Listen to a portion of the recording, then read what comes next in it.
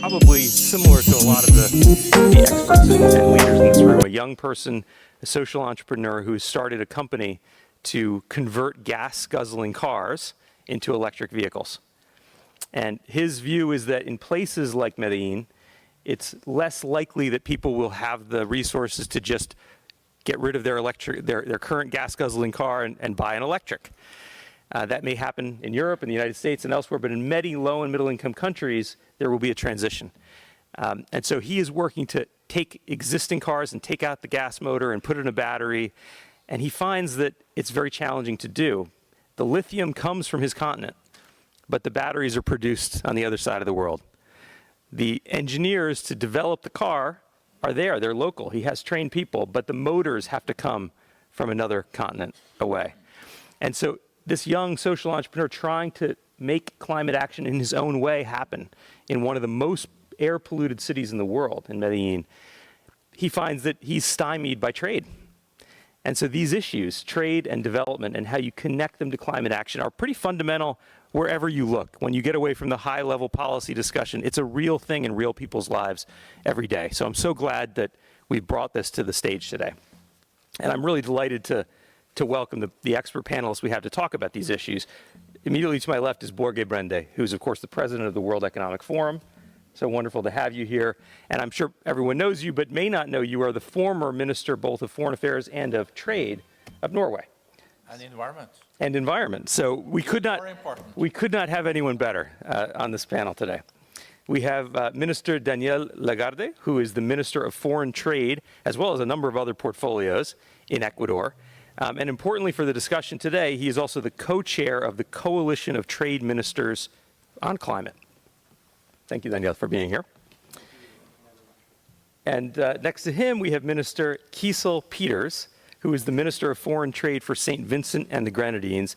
She is also a member of the Coalition of Trade Ministers on Climate. We'll hear a bit more about that later on. Jesper Bruden is with us. He is the CEO of Inca Group, or IKEA, and he is a co-chair of another alliance that we should mention, the Alliance of CEO Climate Leaders. We'll hear a bit more about that as well. Thanks for being here, Jesper. And Kirsten Schwitt, who is the Director General of the WWF International. She herself is a conservation expert and has spent her career dedicated to these issues. So this is an incredible group to have this conversation with today. And I thought maybe I could just start off opening the floor and maybe going to you, Borge, because I think the natural reaction many people will hear, and not just because I live in Washington, D.C., where trade is a very political issue. I think it is probably everywhere in the world. But the natural reaction that people might have when they hear trade and climate is that these are opposing ideas, that trade is the problem, that, you know, we have to, as an example of the young social entrepreneur in Medellin, we have to ship things around the world, and that creates a lot of emissions, and in a sense, it's trade that's causing the climate problem that we live with today. Explain how you see these issues, coming from that background that you do, but also understanding so well the forces behind the private sector that you do at the WEF. Well, thank you very much, and I think we have to admit that there are... Thank you very much. Thanks for that critical question. I think we have to admit that there are trade-offs. There are trade-offs between growth, trade, and also climate.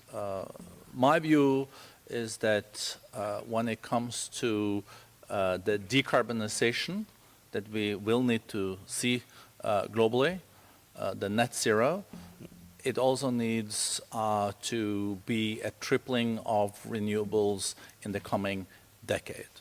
And we know that this is about also having access to the new technologies, to solars, to wind. And I think on the trade side, it is very important that we don't have unnecessary barriers that keep those products not being exported or imported. If we met 10 years ago and I said that the price of solar would fall to 1/10 and the price of wind would fall to 1/7, I think most people would say, oh, that guy is a bit optimistic or blue-eyed. But that's not the reality. Most places in the world, the renewables are more competitive than any of the fossil fuels without any subsidies. This would not have happened if we could not export and import, for example, solar panels and wind turbines. We need the market to flow in the interest also of mitigating CO2 emissions. And today there are a lot of barriers. There are a lot of red tape, but there's also a lot of tariffs. People and countries put a lot of tariffs on these new technologies, and then it's more expensive for those that want to roll it out. So here I think trade can be an agent for change when it comes to climate. But of course we have to decouple growth in the economy, economic growth, growth in trade, from growth in CO2 emissions. That's why in the future shipping has to be much greener. In the future we also have to internalize the externalities. You have to pay the price for what you're really doing. So if you're exporting green, you should have zero tariffs. If you're exporting things that are harming the nature, then I'm in favor of tariffs. You know, maybe that's a good thing, but that it should be in the context of internalizing the external. It's a great point. If you saw a chart of, trade and global economic growth and CO2, they're probably highly correlated, and you're saying we have to break that. I wonder, Kisel, if I can go to you, because you're a minister from a small country, Saint Vincent and the Grenadines. And so the point that Borge is making is that, look, a country of your scale may not be able to have renewable energy technologies if not for trade. Yes. Is that how you see it from your perspective? How do you see this trade-off when you think of trying to make the energy transition happen inside your country? Well, we have been trying very hard to make that transition. I think developing countries like Saint Vincent and the Grenadines, we recognize it's important because climate change and the environmental impact which it causes, it's an existential threat for countries like Saint Vincent and the Grenadines. So we have been making that extra push as it relates to renewable energy. We've been looking at solar energy. We've been investigating geothermal energy. There are other countries across the region who have been investing in wind turbine energy. And it's very important for us to do this because I don't know if I could put into words how important it is. For you, it's existential because you're an island nation. And I've said it before, and it is a very important push. But one of the points I usually make is that when we try to harness this new green energy, there's a cost. Everything has a cost.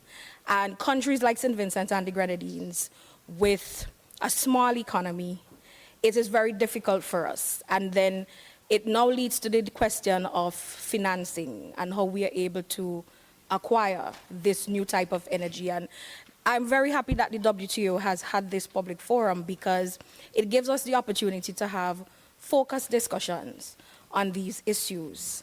So I say that we have to focus the discussions and we have to look at ways in which developing countries like Saint Vincent and the Grenadines can benefit from this type of technology.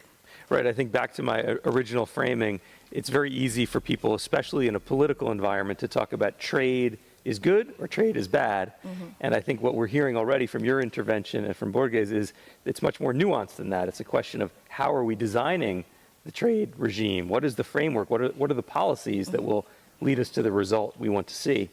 And maybe, Kirsten, we can turn to you on the very same question, which is when you think about the trade regime as it exists today, global trade is, as Borge mentioned, associated with rising climate emissions.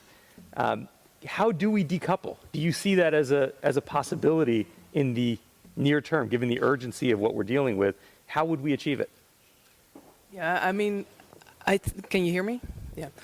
I think what's really important is we're talking here about climate change, but I think, and you're already talking about it before, is that we should be speaking about the environment.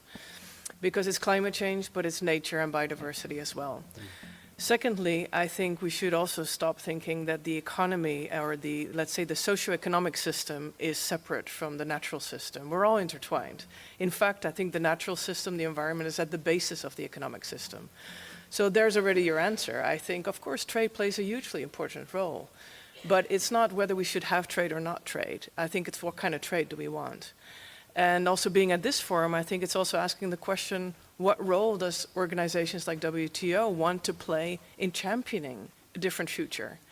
And so I think that's the kind of conversation that we need to have. How can we design trade in such a way that it's a force for good, as you were saying as well, Borge, as opposed to a force for, you know, for destruction, which often it is in the case in the world in which we currently live, both from a climate change perspective and a biodiversity perspective.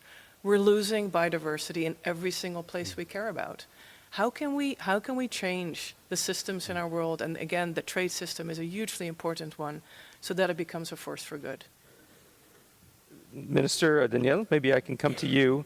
I imagine many trade ministers, when you are inside your government thinking about your immediate needs, are worrying about things like job creation, right? Economic growth. You are now co-chairing this group of ministers of trade thinking about climate. Do those things go together? Do you find that you are being pulled in two different directions when you have, let's say, a cabinet meeting inside your country? Well, thank you again, Raj, Director General, and all my colleagues here. I think you're putting me in the spotlight here because it's kind of the key question, and all my colleagues here have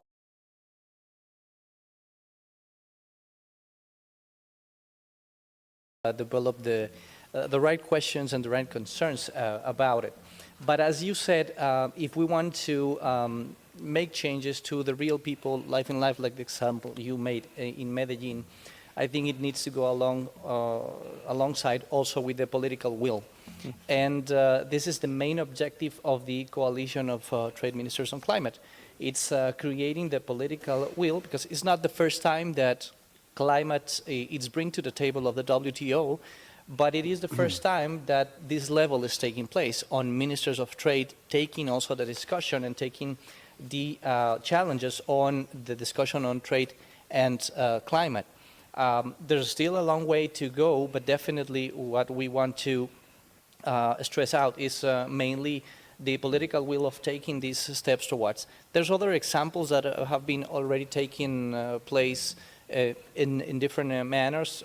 There's the coalition for finance ministers, and it's a long way ahead of us, I would say.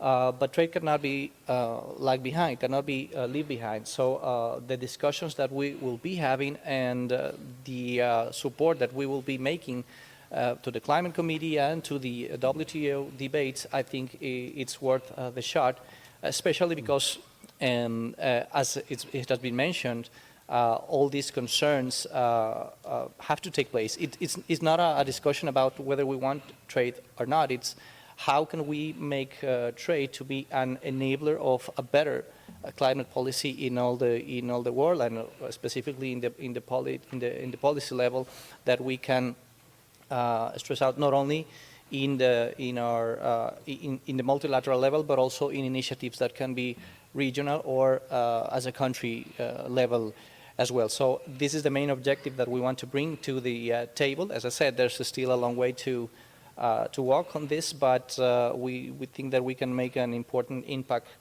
in creating a strong and a debate, and of course bring to the table all conscious minds, but also the support from technical advisors and institutions. And there probably would have been a time, maybe just a few years ago, when we would have had a conversation like this, Minister, and said, yeah, there is a trade-off between jobs today and a better climate in the future. But now it's right now. I mean, certainly in the Andean region, you have many climate refugees because of the reduction in water resources in the mountains, and you can see it visibly in the cities, how many people have left and are continuing to leave because of the climate that's changing right now in front of our eyes. So it's not such a long versus short-term kind of trade-off like it might have been in the past.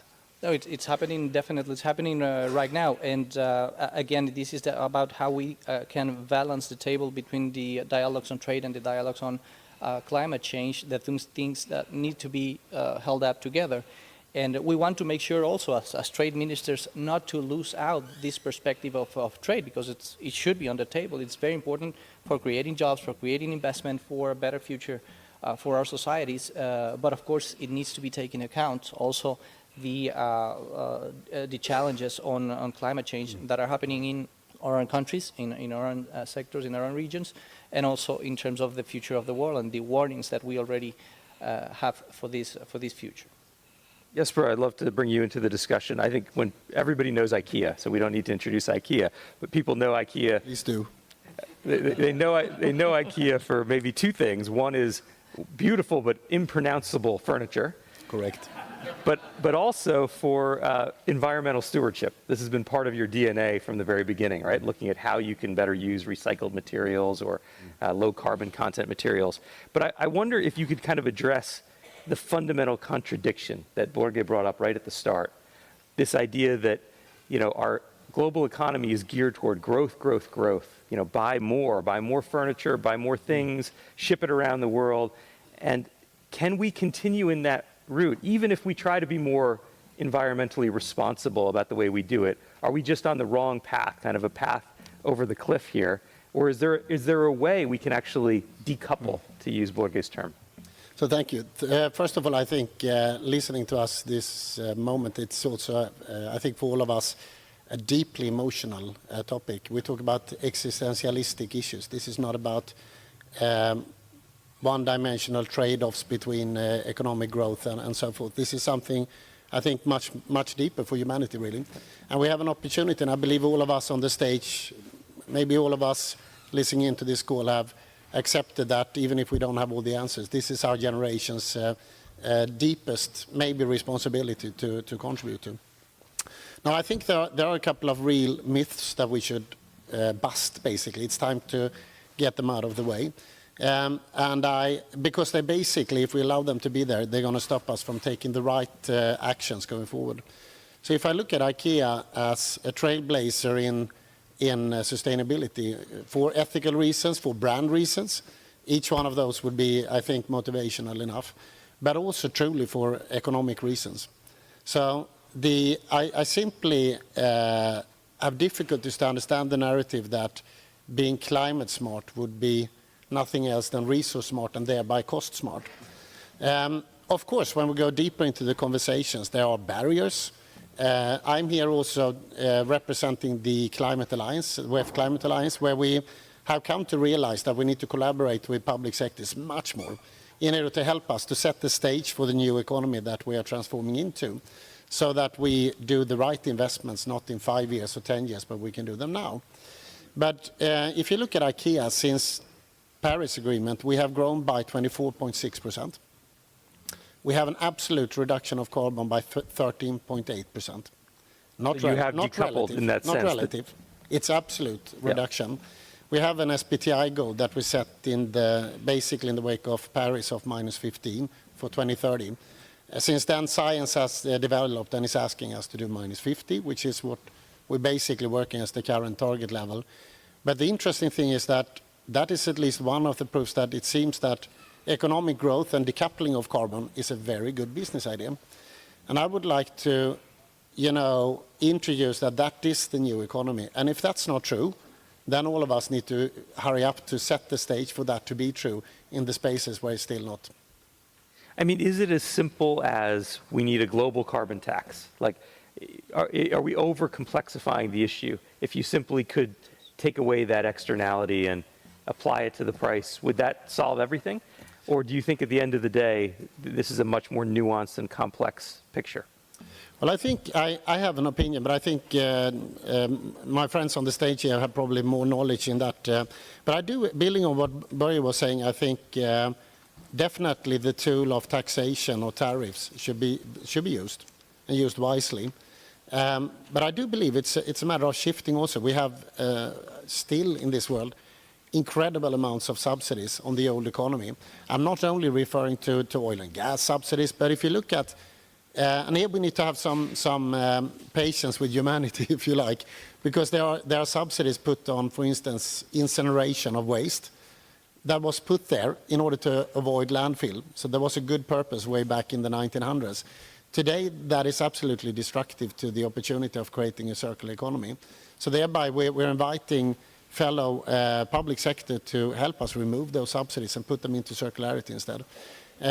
Actually, recently in IKEA, the last years, we worked together with the Dutch government and the recycling company to not only take back IKEA's share, but actually all mattresses in Netherlands to see if it was possible to create a circular business model where consumption as such is actually at the core addressed. And today we have invested in 4 reverse factories taking care of all the mattresses in Netherlands. We couldn't have done that unless the government of Netherlands shifted the policies and then endorsed legislation that means people need to drop their mattresses in collection points. We haven't asked for subsidies. We didn't need that. It's still a good business case. So you see, this example and many more already exist that is telling us that it is actually economically smart to collaborate and set the stage for the new economy. And that climate net zero is within our reach. I just want to alert everyone here that we are interested in hearing your questions. So start thinking about what those are, and I'll be coming soon to all of you to include you in this discussion. Borge, I wanted to pick up on something Jesper said, which is that it's not just that we're maybe not doing all the right things. We're actively doing some of the wrong things today. We're subsidizing the things that put us in the wrong direction. And of course, there's a political economy around that. As soon as you have a subsidy, you have a coalition around that subsidy. How do you see that issue, given your various experience? Quite depressing to see that we're using, for example, so much money on subsidizing fossil fuel. We are using more money this year than we did last year, than making fossil fuel cheaper by taking money from people in taxes, and then we use them to then subsidize what you want them to use less. So in many countries, there's no subsidies for the renewables, but then you subsidize coal or heavy oil. And we agreed a decade ago, we even had coalitions for ending subsidies of fossil fuel, but it's still there. But it also shows the complexities, because people and their livelihoods, if they need to pay more and they are poor, this is also something that mobilizes the masses. So we could, in a less global, less fractured and polarized world, we could hope for world leaders to come together and say, for example, climate change is a common challenge. The CO2 emissions travel without passports, so we need to agree on some common understandings. And I think, as you referred to also, this summer has again shown us that the cost of inaction in the climate area far exceeds the cost of action. So it would be common sense to now take some steps, because it's in our interest, but common sense doesn't seem to be that common in this field. That's a challenge. I think we need to now move away from this why, because I think we know why, but it's really how. So I would say we should eradicate the next decade all subsidies of fossil fuel. I think we need to find ways of, as I said, paying a kind of price if you do use alternatives that are less environmentally friendly than the alternatives. So we need to incentivize rolling out of the renewables, because we need at least a tripling in the coming decade, but even by 2030.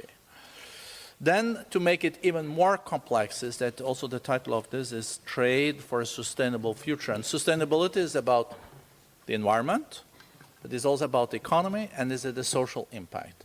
And you know, trade also has been a driver of growth during the last decades. And it is a fact that you have seen the extreme poverty falling to the lowest ever, even if we have 7 billion people. The last couple of years after COVID, we've seen there are more people living in extreme poverty. So it's the first time it's been growing in 3 decades. So how do we make sure that this transformation from fossil fuel basis of the Industrial Revolution that started more than 200 years ago The transformation then into a more renewable future can happen also at the same time as we eradicate all extreme poverty by 2030. That is the goal of the SDGs. I think it's possible, but it's more difficult in a polarized world because world leaders don't agree. But you know, the fact, as I said, that renewables now compete and is more competitive than the fossil fuel shows that there are opportunities, but we have to continue to trade, we have to with each other, we have to continue to find common solutions, and we have to price the activities that we don't want more of. It sounds like we need to decouple economic growth from carbon emissions, but we need to couple poverty reduction with carbon reduction, right? Those two things need to go together. And if I'm understanding you well, it's in part because in order for this transition to realistically happen, we have to bring people and societies along. People have very good reasons if their job is in the fossil fuel industry or their livelihood depends on inexpensive access to fossil fuels. They have very good reason to resist this change otherwise. So it has to be brought together. Kirsten, I'd love to hear your feedback on these. Yeah, no, I was just reflecting on what was said and also just want to give an example of something that has happened within the WTO of a shift that was actually quite significant, which is actually the work on the fisheries subsidies, which I think to many of us is a great example of exactly what you were talking about, of changing within the system, shifting harmful subsidies and harmful incentives to something that's very positive. And I really want to commend the people who've worked, and I know Ngozi, you've been a big champion of this, of working on this. And how wonderful it will be is if we can also look at some of the other supply chains and how we can improve that. And I think a great example as well is agriculture, right? If you look at the specifics of food production, which is a large part of our export system and our economic system, 80% of the production of, 80% of deforestation is linked to the production of food. So just focusing on shifting the subsidies on food production, which I know is a major task, but would have a major impact on climate change and on biodiversity conservation. And so I think looking at the example of what we've done with fisheries subsidies and applying that along other topics like food production, I think would be a great example of what we can do globally to improve trade for the better of the world. It could also have a big impact on human health, right? As Jesper was saying, these are not one-dimensional issues. And if you think about the way our agricultural production system has been designed to date, it's really incented toward yield. Maximize the number of calories you can produce. And yet, while we have a historic amount of calories being produced, we actually have a historic hunger crisis in the world today. People may in some cases be getting enough calories, but not enough micronutrients, right? So I say this only to say that what we incentivize through tariffs or through subsidies can be very powerful. Absolutely. And can direct entire economic systems. I think maybe Kiesel wanted to come in on some of this. Yes. Now, as we're on the topic of agriculture, agriculture is one of the major sectors in Saint Vincent and the Grenadines, and it is very susceptible to climate change.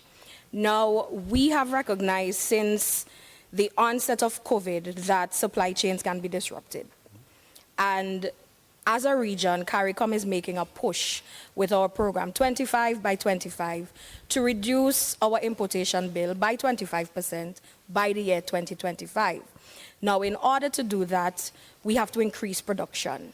And one of the things Saint Vincent and the Grenadines is doing is to increase our production while at the same time using the green technologies that are available and reaching out to bilateral partners who have that technology. And this brings me to the topic of transfer of technology.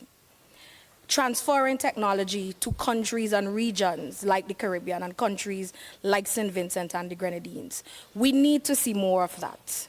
So for example, in the TRIPS agreement, there's an article 66.2, I believe, where more developed countries are, it provides that they incentivize the transfer of technology to least developed countries. Now, St. Vincent and the Grenadines is not categorized as a least developed, but we have to look at ways, and this brings in to play the role of the WTO in fostering that environment to allow for the transfer of technology and to to investigate and interrogate whether or not more developed countries are in fact transferring the technology to countries like mine to assist us with the sustainability objective to produce more, but at the same time we do it in a sustainable manner for the benefit of the environment. So I would like for us to reflect on that issue, because it's very important.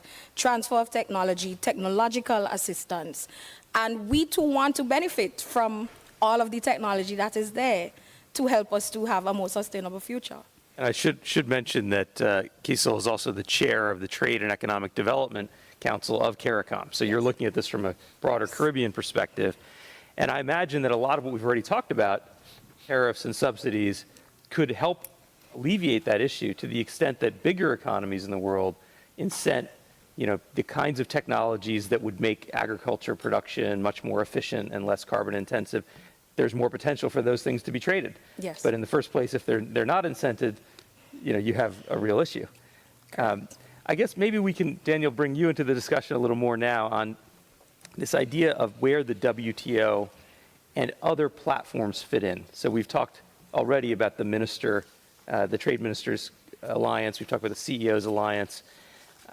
What can these platforms, councils, the WTO itself actually do to make this transformation happen? Well, thanks again. I think there's a couple of things that we've been discussing on what the platforms can do to achieve, independently from the political or from the aspects that every country is moving forward. First of all, I think it's important, and as the Minister has just addressed, agriculture is an important issue and is part of the discussion on climate change. As developing countries, and in Latin America in particular, we are very eager to move forward the Doha Agenda, Article 20, and keeping up the pace of the commitments that have been lagging for a long time now.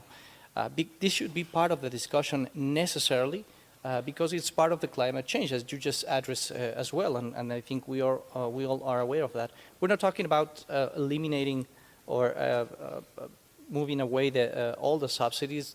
I think it's very difficult to do. Borg was just saying about the subsidies on fossil fuels and how countries are trying to move away from it. It's a political issue as well. In Ecuador, there's been government after government, many impulses to withdraw the subsidies. This is a social issue that it's relevant. At some point, we will get there. But meanwhile, we need to move other things as well. Agriculture is one of them, not only from the perspective of the global subsidies discussion, but also taking into account that the more that we want to strengthen the agricultural regulations in the countries, we need to take care and be very carefully exactly on how we want to assess these new achievements, these new goals, in order not to affect the actual routes that the countries might want to have to also move forward their agriculture exports, their sustainable agriculture export. Let me put an example of this. Ecuador is the main provider of organic products to some markets in the world, including the European Union. And there's been some new regulations on these aspects for agricultural products. Some of them are okay, and there's no problem complying with them. In some of others, there's some discussions going on because we want to make sure that to comply with these new challenges, there's not an affection on specifically how can they get to market. If not, we will be creating the opposite effect of, you would say, disencouraging sustainable and organic products in this case by not achieving the standards that they want to get. So we want to make sure that this is an important topic, that it's discussed and well balanced between environment and trade. But again, I was saying that also countries need to move forward in what they can do, and there's more social cohesion to move forward in a political agreement. And Ecuador has been doing that in many terms, and this could be also bring to the table as some examples. For example, in fisheries, and this goes also toe-to-toe to what's been told on the fisher subsidies agreement, we have managed to implement an an extent of our Galapagos reserve. For those who doesn't know, the Galapagos Islands, it's a national reserve, and the government took the right option to expand this national reserve for about 7 million hectares, which is a lot. And this comes with an effort from the fishing industry in the country as well. They're giving up resources in that specific area, but with a bigger objective of conservation, in this case for the conservation of the Galapagos Island. This has been a political decision that has more cohesion inside the country, and it's easier to move forward and show the world that it's something that can be done. And again, as I said, this goes toe-to-toe with the agreement on subsidies. But it's one of the examples that can be brought to the table and how we can manage to have actions that must be transmitted at some point to these positions in multilateral agreements or at least some plurilateral agreements. And it's a good example to me because it brings up the fact that if you don't have global agreements, you end up with a race to the bottom, because Ecuador might do the right thing. It might protect the Galapagos, its heritage, and expand the area. It might have a sustainable fisheries approach and an organic farming approach that makes great sense for climate and the environment. But if it puts you at a disadvantage because other countries say, well, we don't need to follow those practices, and we can therefore sell and take your market, then we'll be racing in the wrong direction. Exactly. I do want to go to questions, but Borge, I'd like to hear your quick take on this. No, I just wanted to shortly follow up on those coalitions, because I think they're very consequential and they can also be inspiring, and it's walking the talk. Jesper mentioned he was a part of this coalition formed in 2014, CO leaders for climate, and I think there are like 122 companies now, Fortune 200-300 companies, all committing to go net zero by 2050. And they're also pushing the envelope all the time. And that inspires, hopefully, then governments and also other companies. Also, I was very pleased when the ministers in Davos, the trade ministers, agreed to have trade ministers for climate. You know, trade ministers used to be a little bit, and I probably was too when I was trade minister, a little bit one-trick pony on economic growth. But, you know, trade ministers also thinking about the trade-offs, and trade ministers for climate. I think, like, it's amazing news. And we at Glasgow formed a coalition that I'm also believing very strongly in. It's this First Movers Coalition. It's now 88 companies, all of them Fortune 500, that has said that we will create a green demand in the future. So we use our procurement power, like the Apples, Amazons of the world, and say, we will then buy products that are greener. So if we're going to buy aluminum, 25% of the aluminum has to be produced green. And then you can have all those saying, oh, tariffs, this is border adjustment tax. No, these are a private company saying we will only buy if it's like that. So it's up to them to decide this, and then they're creating a demand. I think while we're waiting for political breakthroughs, hopefully they will come, inshallah, but I think it's very important that we form more coalitions that are so committed and showing the way. I think that's also a way to show to governments that they need to move faster. As we discussed at the last World Economic Forum annual meeting in Davos, the procurement, corporate procurement, is a very powerful tool, and it can be used for things like climate and also for inclusive growth, to bring in marginalized communities, indigenous producers, women producers into the economy when they're excluded. And that can have an enormous effect, as you say, well beyond just the international trade system.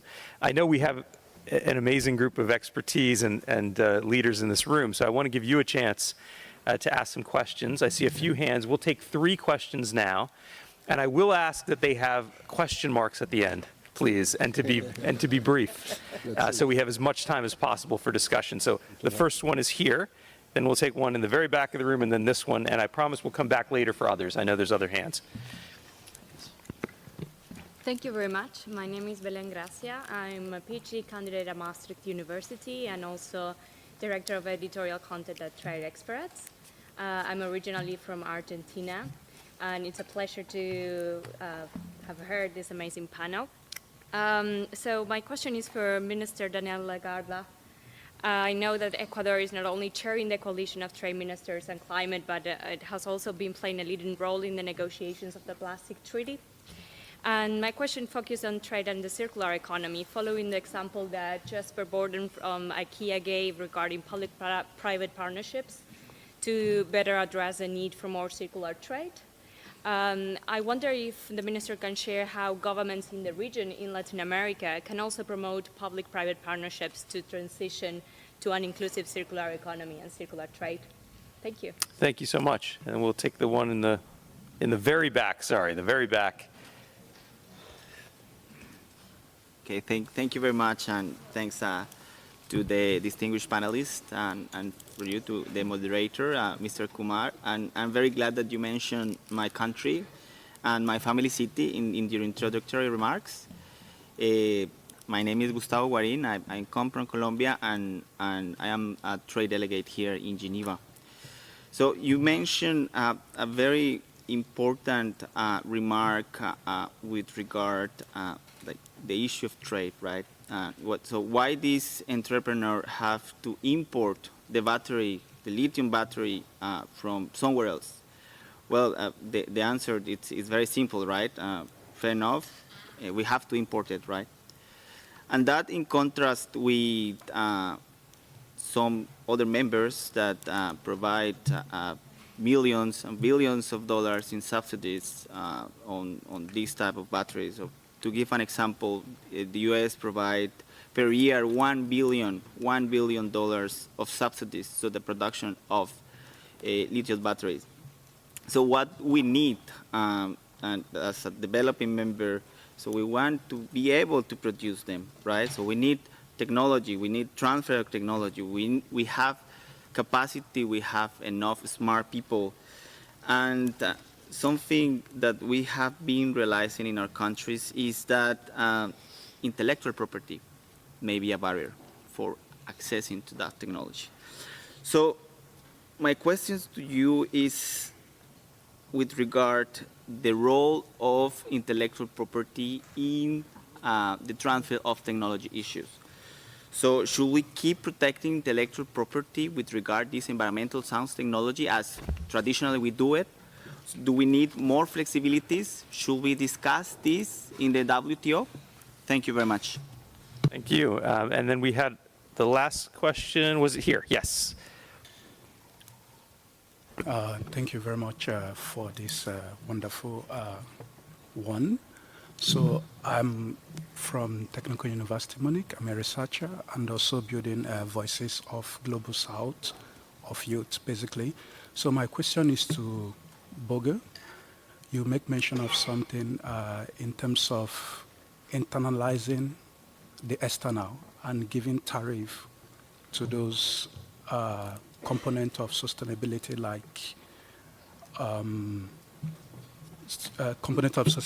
like panels, giving it a tariff, free tariff, zero tariff, so that people that need it could be able to get it.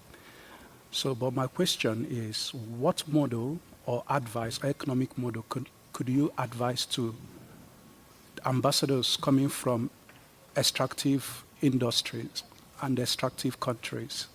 What advice can you give them that they could be able to coordinate with the multinationals so that at the end of the day, 98% of the renewable resources could be manufactured within the extractive countries?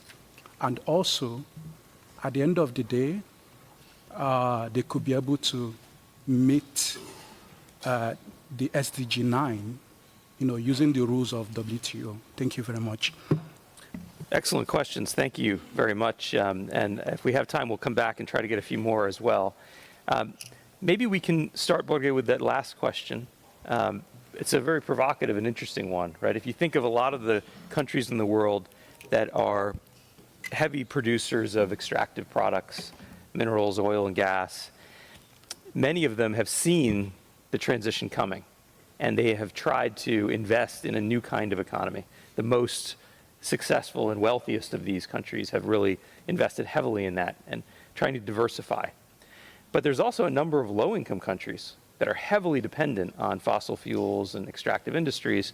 What do they do in this context? Are they going to end up being importers of batteries and solar panels as the world transitions away from their products, and will they become poor in the end? And thank you for this critical question. I know it's a question that's also very close to the heart of the Director General, Dr. Ngozi. I would say if we talk about extractive industries, we're talking about the minerals, and keep oil and gas out for a second. These are huge opportunities and they're prerequisites for the new green economy. So for those countries that are big, for example, on lithium and also all the other components that are needed, I think here one needs to sit down with WTO, with the World Bank, with UNCTAD, and think through, are there ways to say that we have these resources, but we also need the factories and the competence built here. Maybe these also countries can come together and set up some rules of the game. And we just have to be very careful that we don't see the big actors that also have now the money to then launch this so-called new industry policies, getting everything then produced, even by subsidies that poorer countries don't have even money to do. I think here we need a grand bargain between the developed and the developing and also the emerging markets. I think your point is very well taken. On the fossil fuel, of course, that's a bigger question. Fossil fuel will not end tomorrow. This is a gradual move, and there are hopefully also new technologies that will help us on our way.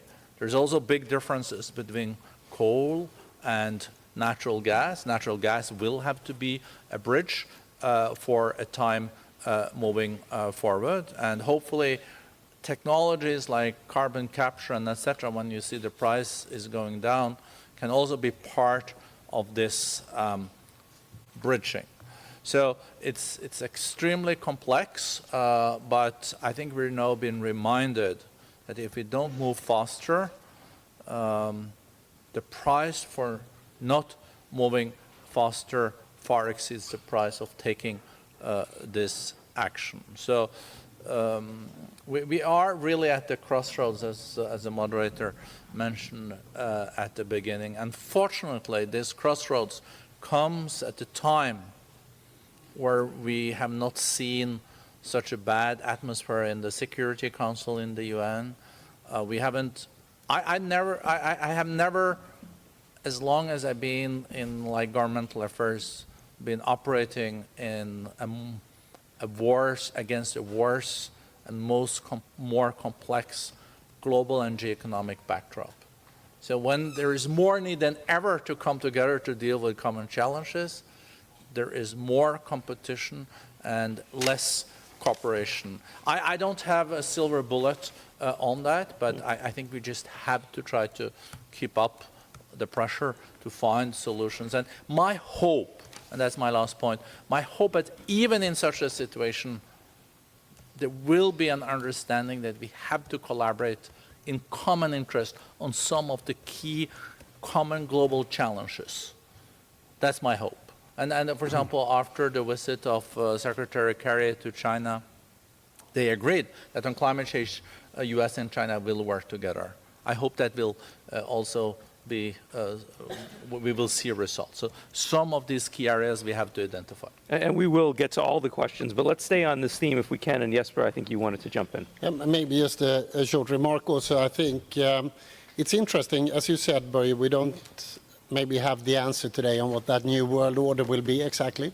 But I think throughout history, it's the best victories have been the ones where there is only winners.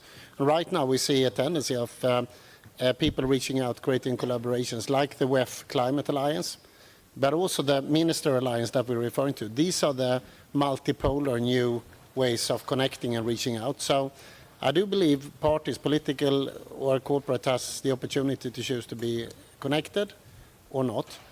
But the world is moving on, and as much as there is sacrifice, there is risks, there is human suffering, this is the new benefit, this is the new economy, these are the new brands, corporates that are being built as we speak. So I think the biggest risk, for instance, in the corporate sector is probably to not be on the train, because being left right now on the station is a huge risk, not only brand-wise, but economical, because as much as you're losing the opportunities of the investments of the future, you're actually, if I look at IKEA, just as an example, 130% invested in renewable energy in scope 1 and 2. It's not only independence, it's economically, of course, an advantage to any competitor. So if you look at it, I think it's also needs to be, I think, discussed that the new world economy that we're shaping is the ones where people will benefit, countries and brands, as much as there is a risk equation, of course. Yeah, and it's, as you say, for companies, they have to move quickly, they have to get on that train. And I think what our colleague here, the researcher, brought up is that the same applies to countries, perhaps, and it's a much more complex... Where do you think the new jobs will be? You know, there are new questions, there are difficult questions we need to ask ourselves, but the new economy, I think, is sometimes discussed as mitigation strategy or so on, but I think we're actually seeing the new world order of economy being developed. And I think we need to understand that the old economy, it's time to say goodbye. It's time to actually take more brave steps to transform jobs. And we need to thereby, I think I would like to actually ask Börje that we meet these two groups, because I wasn't aware of the minister group as well as of course, we have the climate group of corporate leaders, because by collaborating, we will be able to speed up the result together, I'm sure. Yeah, no, I think you both have said this well, because there is no easy answer to it. In fact, our colleague from Colombia, Gustavo, I think Colombia is a country with a well-diversified economy, but it still receives maybe almost half of government budget from fossil fuels. And so getting that transition is very challenging, right? It's something that can't happen instantly and overnight. But as Börje says, you know, if we're going to be living with fossil fuels for a bit longer, there may be a moment now when, if you act with urgency, you can start to transform your economy and not be left behind. I think, Danielle, you wanted to say something? Yeah, taking that last comment on speed regarding the changes that especially the productive sector, the private sector needs to be doing, and thank you for the question, because that allows me to say in Ecuador, and I would say in many parts of Latin America, in the latest years, the changes have been going out very quickly. Normally, what happens is that the private sector and the enterprises are the ones that lead the way to changes, and then the government and the regulation comes a little bit behind. But on these climate issues, and I would say specifically on circular economy, because that was the exact questions, what has been happening in the last years is at least they're going at the same speed, or maybe I would say even the regulation is going even a little bit faster, which is good to say. In the last years, there's been some changes, like the introduction for the, in the case of Ecuador, the organic law on inclusive and circular economy. Last month, we just launched the regulation regarding this law that creates criteria, mechanism to implement eco-design, sustainable production, consumption, some incentives. We are now discussing, for example, the creation of a national certification on the circular economy. That should be discussed on the next levels to see how this engages with international markets. This is another discussion that could be held also in the coalition for trade ministers on climate. But my point is changes are going very fast. Hopefully the private sector, the productive sector, is going also along the way. There's some industries that are easier to make these changes and adapt to the circular economy regulations and criteria, others that have a more challenging way forward. But I definitely agree that there are some stronger steps that need to be taken into account, and in this case, governments are taking these strong steps. There for sure will be space needed to adapt to this new regulation and this new reality, but at least the political will and the regulation, it's already been there. And this is important because on the opposite discussion of the fossil fuel subsidies, for example, is something that is very difficult to change because they're inner there. But in these new topics and in this new reality, it's easier to make changes because there's a coalition inside the country and political will to move forward on that. So we also take advantage of that.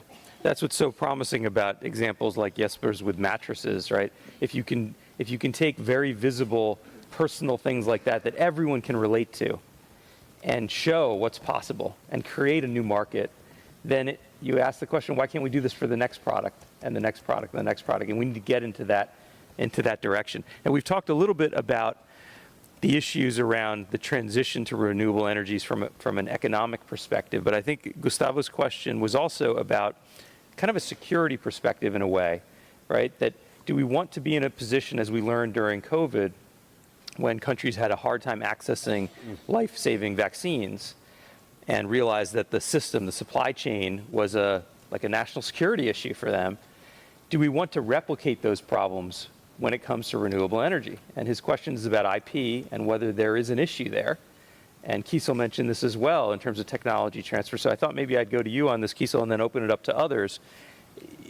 When the WTO is tackling this question, should it and its members be looking at kind of the way the global supply chain is structured for these key renewable energy resources? I think it should. And I've said before, and I will say again, what we experienced during COVID-19, I don't think it was our best moment as humanity, where countries like Saint Vincent and the Grenadines, we were told, you have to wait until we inoculate our population before you can have access to vaccines. It wasn't a good feeling. And what do we tell our nationals when we are being told this by the international community? And I commend the WTO for bringing that question to the fore. And in MC12, we saw where there were negotiations as it relates to the TRIPS waiver. I do believe that when it comes to IP rights, we should have that conversation about waiving some of those rights, as I said before, to allow developing countries and least developed countries to access the necessary technologies. And then it takes me to another point. I'm going to be a little bit naughty, and I'm going to suggest that as the WTO, we also need to look at how we classify countries. So we have LCDs. A country like Saint Vincent and the Grenadines is not an LCD. We are grouped with the developing countries. But we are small island developing states. And I'm making the point because all developing countries are not the same. So there are larger countries who are still grouped as a developing country. And there might be reservations on the part of members to allow a waiver of IP rights because a larger developing country may have access to said rights. But at the same time, with the current classification that we have, countries like Saint Vincent and the Grenadines is grouped with larger developing countries. And because of that, we are not allowed to access whatever waivers there may be because those countries are in the same group. And I'm throwing it out there that maybe we need to look at reclassifying the countries in the WTO so that we can put the attention where the pain is and where the hurt is, so that countries like mine and regions like the Caribbean and regions like the Pacific, we can have access to this technology unencumbered. Well,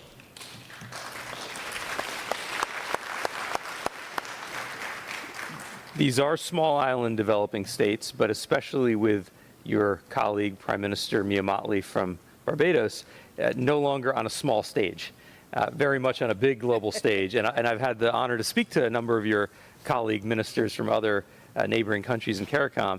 And I think the point that they make, as you make, is that now that climate is such a key pillar of the discussion, it's not just sustainable development, but with climate at the forefront, that dimension changes the way we should look at small island developing states because the risk profile is so much higher. But I just wonder on this question of IP, if anyone else wants to jump in quickly. Go ahead, Jesper. Maybe just a short remark. I think it's an incredibly interesting question. I would like to suggest that we start in the other end to identify the critical IP rights and then invite the holders of it to ask them if they're interested to open it up. We have seen in recent 2 decades that more and more companies are actually willing to open up for, worrying less about the competitive situation, but actually opening up to sharing because they're good-hearted. And I've seen that in IKEA, I've seen that in many companies. So I think identify where we need to move, and then let's have a dialogue around what could be done. Yeah, and I wonder myself how much, to the question, is really IP an issue versus, as Borge brought up right at the start, tariffs and subsidies, which may be a much more powerful driver. And when you have a big economy like the United States that can provide $1 billion in subsidies, that may be much more powerful as a force than whatever IP. I would say, maybe Raj, I think if we add also the aspect of economy of scale, which to a certain degree I'm very optimistic about the renewable energy because it lends itself to a local application, if you like. But the production, etc., it requires certain scale and scalability in order to make sense. So I think still that leads us back to say that we need a collaborative, a new take on the global collaboration in order for all of us to win. And I would just add to the discussion the idea of regional trade, because I think if there's one lesson from the COVID crisis and from the vaccine supply chain challenges that is now being applied probably by many of the people in this room, is to think not just about what you can produce inside your own borders, but what you can produce among neighboring countries, so that in a crisis you have other opportunities to source products and you're not reliant only on 1 or 2 major countries in the world. And perhaps that applies to this discussion around renewable energy as well. I wonder if we can go back to the floor and take a few more questions. I think there were some hands on this side of the room we didn't get to. I'm looking at a lot of hands. I know, yes, we'll start with this gentleman here. Then there's a question midway through the room and then toward the end. And if we have time, we'll come to you as well, sir. Please begin. Yes, thank you very much. First of all, it's a great pleasure to be here and to listen so opening statements. I think the atmosphere has changed quite a lot in WTO. So thank you. And I would just ask if everyone would say your name and your affiliation, please. My name is Jean-Pierre Raymond, and I'm the director of a climate action organization that is governmental and based here in Geneva. So I would like to come back to the carbon pricing. In my view, it's somehow a kind of silver bullet to get out of the situation we are in. And I would like to listen to the views of the different and distinguished panelists. Why carbon pricing is so important? First of all, and we should call it carbon pricing because it should not be considered as a tax, but as something that really structures the price. So first of all, it will generate the billions we need and we don't have to support all governments that are in need and public sector and also industries that have to change. Second, it will be fair because in my view, carbon pricing should be exponential. If you buy bread, you should not have the same level of rate as if you buy a private jet. And third, it will realign all the economy because there will be a clear incentive to produce more green products and to leave aside the ones that generate a lot of CO2. It's quite obvious. And finally, and I think this is the most important, as you know, the 10% on this planet produce 50% of CO2 emission, and the 50% of people on this planet produce less than 10%. And for the time being, there is no mechanism to change and to decouple this huge imbalance. So carbon pricing will make the change because the ones that can afford more will pay much, much more because the rate will be exponential, and the ones that have little will not pay at all because the tax will be extremely limited. So I would be happy to hear the views of the panel on this important issue. Thank you. Thank you very much. Look, let's go to the next question there. Yep. Good afternoon. Emily Desai. I'm the Deputy Director for International Affairs and Trade for the California Governor's Office of Business and Economic Development. I'm very curious about this group's thoughts on what subnational governments can do to advance sustainability and trade. California, just this morning, Swiss time, our Governor Gavin Newsom announced he'll be traveling to China next month to talk about climate strategy and what our state can do. And obviously, in the absence of states or regions or provinces being able to set things like trade policy, we can, move forward incentives. 25% of new cars now sold in California are zero-emission vehicle, for example, as a result of those types of activities. So curious to hear about the role of subnational governments. Thank you. Thank you. And then all the way in the back there, yeah. Thank you, Chair. We've had a very interesting discussion. Is the panel aware that even if tariffs are reduced to zero, most of the developing countries would not have the foreign exchange to import green products and green technologies, which is partly on account of the high royalty payments which they would have to make on account of IP protection? I'm afraid the panel has really not given much consideration to the important role which IP protection plays as a barrier in accessing green technologies and green products in most developing countries. I would like to have the views of the panel on that. Thank you. Thank you so much. Let's begin with Jean-Pierre's question about the carbon tax. We mentioned this a bit earlier, but maybe, Kirsten, we can go to you. How do you see this at WWF International? It does seem to have, as we heard, many very positive features to it. And it seems like if we could get carbon pricing right, it might allow the imbalances that exist in the world today to kind of self-correct.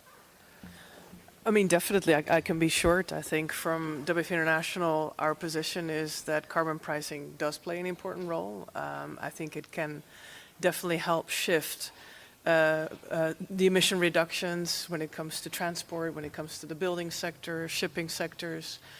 But I also believe that it needs to sit, again, back to the conversation we had earlier, that it does need to sit in a broader set of measures that need to be taken. So I don't believe carbon pricing in itself is a silver bullet. I think it's a hugely important strategy, but we cannot ignore shifting the subsidies and tariffs that are harming and that are promoting climate change or harming biodiversity at the moment either. So yes, it's important as long as it sits within a broader set of measures that we take as governments to help shift the negative measures that exist away as well.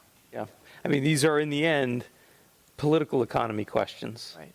And one benefit of carbon pricing, as Jean-Pierre explained, is that it does have the potential to generate resources, which can then be used to help address some of the imbalances that may be caused by reducing a current subsidy, for example. Go ahead, Jesper. No, also sure from my side, I agree it's definitely a mechanism. And to a certain extent, of course, carbon pricing or taxation as such is being applied. We have seen through the decades that when the means generated are not used for the purpose, which is, of course, a bit of an issue with blunt taxation, it doesn't have the impact that it was supposed to. But I do believe it's one of the tools. I think if you look at the IKEA Scope 3 value chain, which is interesting because, of course, all companies and industries have different gravity of their carbon emissions and so forth. A lot of people would like to think that transport would be the biggest issue. It's not. It's actually one of the smaller portions of it. So in our value chain, it's now up to 50% of the carbon sits in material, so raw material. So again, you need to address, I think, in every industry and in every aspect, you need to be scientific in where you address your solutions. And again, carbon pricing will be good, but we need to do something much more radical. We need to speed up the incentivization in order to make investments come much sooner than I think taxation and blunt taxation would be. So again, I think we're looking at a portfolio of strategies and tactics. Well, we have limited time, so I want to make sure we get to all of the questions. And unless someone had something they wanted to add on carbon pricing? Just a quick one. That it's, I think it sums up all the comments, but it's we need to seriously take cooperation into account. It hasn't been mentioned, but I believe cooperation is one of the key elements that should drive a bigger force to climate change contribution. We have examples that have been working out very well here in the WTO. For example, in a trade facilitation agreement, we do have a mechanism for cooperation that is very well established. and it's very well managed, and there's resources from governments and from private sector and companies, and countries are classified on what about their needs. It should be taken into account. This mechanism works. The same mechanism has been taken into account into the investment agreement that we hope that we have a clear venue on the next MC. And this should be taken into example also for the talks on the environmental and sustainability traits that we have forward. I think this sums up a little bit of the worries that the people have asked have shown up. Jorge, I know you've had Governor Gavin Newsom on your stage before, and maybe California is an excellent example of this. But to the broader question from our colleague from California, is there a role for subnational governments? You know, they obviously don't necessarily fit normally in these kinds of venues, but in some cases, like in the case of California, they can be major forces. So what's the right way for us to think about subnational governments and their role here? Like companies, they can form alliances and show the way. Of course, California is, if they broke away from the US, probably like the 10th largest economy in the world. So what happens in California means a lot. And their decision on EVs and taking the lead means a lot. But I also very much believe in those coalitions that are formed of municipalities, cities of the world, where they go forward and say, these are the standards we establish in our city. It's the only way. I started with saying that we, of course, should internalize the externalities. If something costs society a lot, of course, then you have to pay a price for that because you don't want it to continue. The challenge also is that for this to be effective, it needs to be a kind of a global consensus. There can be, like some countries can be first movers, some countries can come after, but if one country goes very far ahead, you will then see that industries and others don't invest in that country, and others say, oh, come to my country, I even have subsidies for this. So that's why I think this approach by coalitions is a good one, but we should not give up on what is common sense, or should be common sense. But I have to say, I'm pretty sad when I saw those numbers that countries are now subsidizing fossil fuel more than before. It's not that you then tax it, zero tax, but you then use taxpayers' money for making that more competitive than renewables. That is really doesn't make sense. Of course, maybe there is maybe people want this, and as the minister said, it's unpopular to then eradicate those subsidies, but the government doesn't have any money that doesn't get from its citizens. So maybe you can say, we will then eradicate all subsidies to oil and coal, but that money will be then invested with families, so you get like a check or something, and then you can use it. If you then use the check on fossil fuel, we cannot stop you from that. But if you then install a water pump, or if you have solar panels on your roof instead, at least you have a choice. I think we just have to think out of the box. At least we cannot then complain if we continue on that unsustainable path. We cannot complain that the planet is on fire. And if there were ever a time for radical ideas, it's now. We're just about out of time, but I want to make sure we get to our colleague's critical question from the floor, saying that maybe we're missing the boat here when it comes to IP, that it is actually the key factor that will stop lower and middle income countries from having access to these technologies. Anyone want to take on that comment? Well, again, I believe even if it should be an IP issue as well, not the only one, but one of the aspects, I think it needs to be brought up in a wider scope. We need to bring this to the table on tariffs also. We need cooperation, as I said before. We need to talk about how many standards we can achieve together. I mean, it's it's not only IP, but it's a set of things that I would, again, stress out that specifically for developing countries, it comes along with cooperation and talking in a wider spectrum. You need to also develop investment for your change on your energy sources in different countries. Like the minister said, for example, in the Caribbean, you will for sure need investment in the country. Investment needs to come with a good regulation, but also with good cooperation, and talk about also two keywords that come on this, that is value chains. And again, trade comes into this, and that's why we don't want to bring this out of the table. We need to take all the elements together to this objective. Well, we're out of time, but maybe Kisol, I wonder if you have a final thought to close us out? Well, I would say that we should strive to have structured discussions on these issues because, as all of us have said in different ways, it's not a one-size-fits-all as it relates to the different areas that we've discussed. So on the issue of waivers and IP issues, at the WTO, we need to have the working groups on technology transfer looking at this issue. We have to have our committee on the environment look at these issues and keep speaking about them. And then we go from speaking to we actually seeing a manifestation of change, right, because it's time for action. It is time for action, and many of us will be next week in New York, where the headline will be that we're slipping behind on the Sustainable Development Goals. We're at the midway point, and things are getting worse, not better. And there's no chance, how will we ever get there by 2030? But what I'm taking away from this discussion, thinking as a journalist, what the headline is here, I think it is that there is a roadmap. There is a way forward. We've heard a number of ideas from the floor and from the stage that if we can think about trade and development and climate action as an interlinked set of issues, there is a way forward. We just need the political will to actually get there.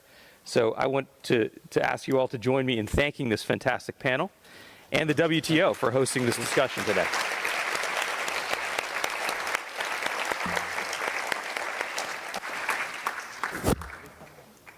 Thank you.